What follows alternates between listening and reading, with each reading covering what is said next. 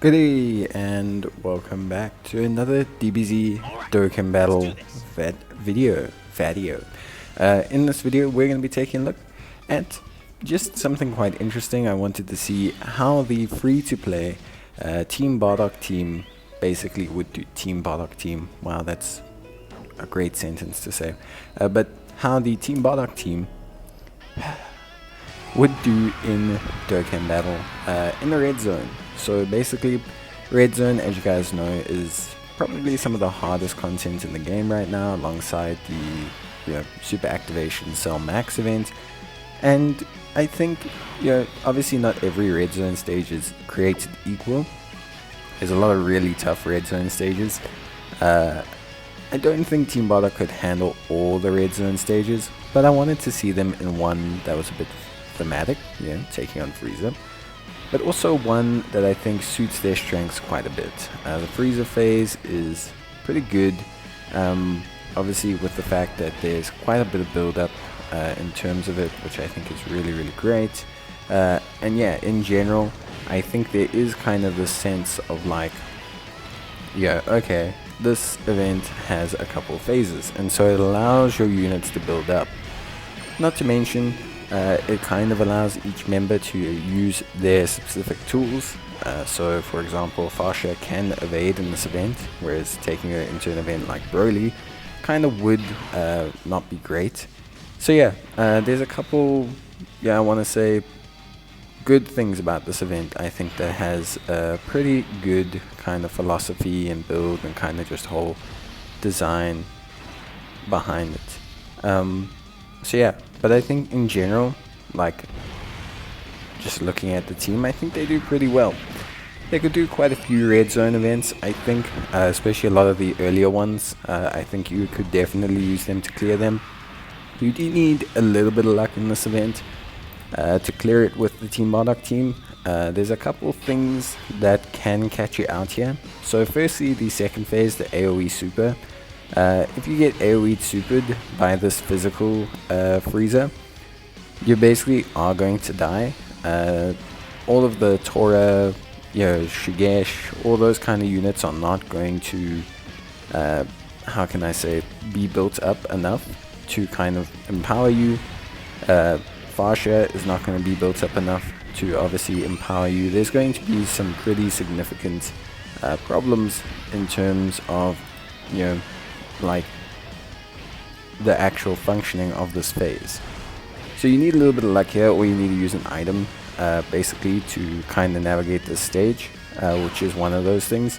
Secondly, you'll notice I'm not using the free-to-play Team Bardock lead, the INT STR Bardock, and the reason is because they're not good enough to do pretty much any red zone.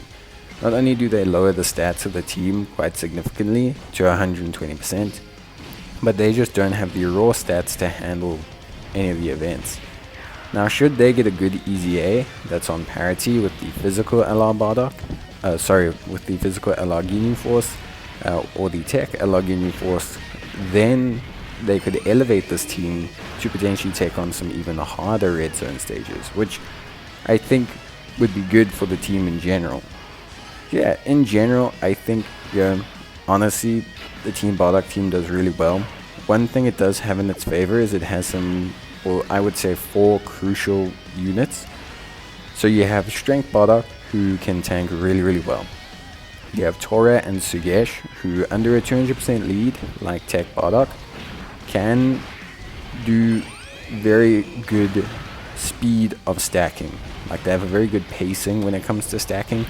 Not saying that they stack super quickly, but they stack quick enough that they can tank their respective stages pretty well. And then obviously, I think the 4th unit that really comes into play is the actual Tech Bardock friend lead, or your own Tech Bardock lead, who honestly helps out a lot. And the reason why that unit helps out a lot is for 2 reasons. One, especially in this stage, facing Frieza, you gain the ability to see super attacks. This helps them out a lot because it enables you to avoid super attacks, which is quite crucial in the beginning stages, especially when you're building up your team. It allows you to kind of manage things a lot better. Then, of course, we take a look at the fact that TEQ Bardock does good damage across the board, and that helps out the team, which beyond TEQ Bardock doesn't do spectacular damage. No other unit really does huge damage.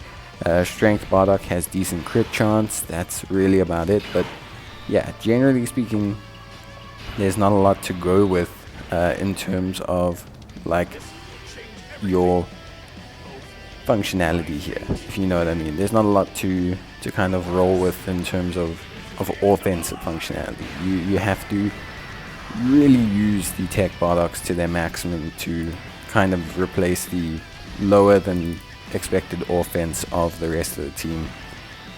Now, of course, again, this does require you to have a little bit of luck with super attacks. For example, this INT Frieza will instantly kill us should he connect with any of the tech units that we have here. So it's very, very kind of luck dependent. You can obviously pop an item, but generally you want to save an item for the last phase, because in the last phase it really is basically done, if that makes sense. So like in the last phase, a lot of your units' natural defense, so Borgos and Fasha, will drop off, and they will start to take too much damage in that final phase. So personally for me, I think we really need to look along the lines of getting like people or getting those items used in that stage, because it is going to be difficult. You can maybe pop one in the AGL phase, but you're going to need those items to really reduce that damage in that final phase to just handle everything overall. Other than that though, the units that continue to stack do well.